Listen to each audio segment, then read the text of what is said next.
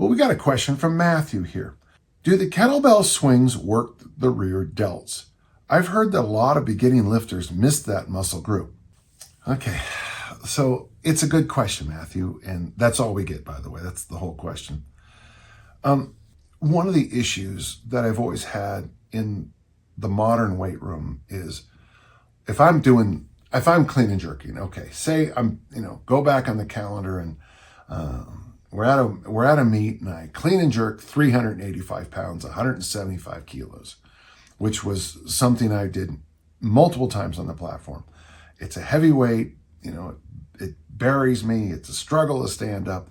The jerk, you just wait breathlessly, literally, for the referee to say down.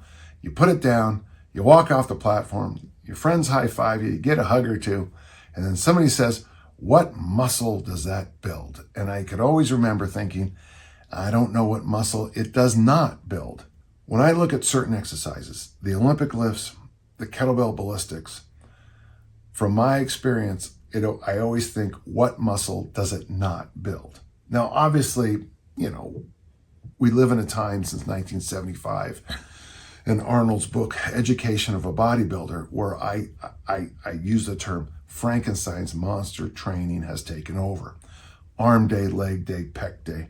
And I've said it before on this podcast, if you have diarrhea, it's probably not a good day to do a maximum back squat. If you just broke up with the love of your life, probably not a good day to go max on the snatch or the clean and jerk. I've used that concept from John Jerome my entire coaching career, almost, that the body is one piece. And so for me, I always think first and foremost that the body is one piece. Now, let's get to your question. I think a correctly done kettlebell swing, and by the way, the second I said correctly done, what I'm trying to say is people send me their kettlebell swings a lot, and it's not a kettlebell swing. In many cases, it's this freaky looking front kettlebell raise, but it's not a swing. It's not a ballistic hinge. It's not a dynamic throw where you catch it. If you do it correctly and you plank at the top and your ab wall contracts, one of the things you are going to get is a lot of activity in this area here. Because so many years of my career, I threw the discus and I Olympic lifted. Now I'm trying to undo some of the issues. I'm about to say damage, but it's not damage necessarily. And the most common thing for those of us who used to bench press and incline and do some other throw a lot is you kind of get this rounded shoulder look.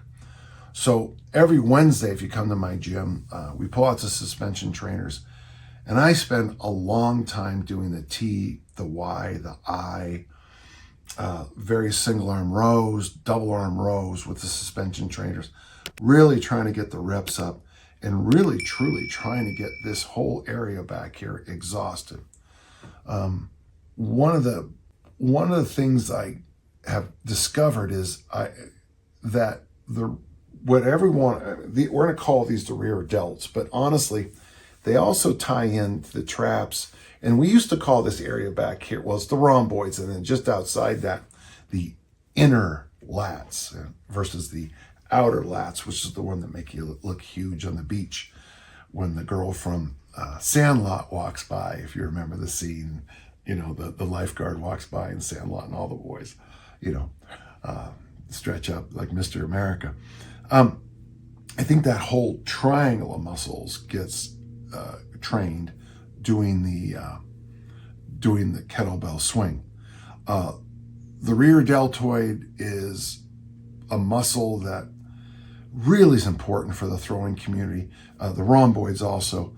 So when you ask this question, and I'm doing my best to answer it, done correctly, I think you get some real good rear deltoid work. Done incorrectly, I'm not sure you do. But if you're hitting the plank tall, when I hit the plank tall, I can feel my ab wall kick in.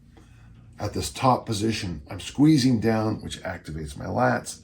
And if you do that, I think you have a rear deltoid exercise. I hope that answers your question. Thank you so much, Matthew.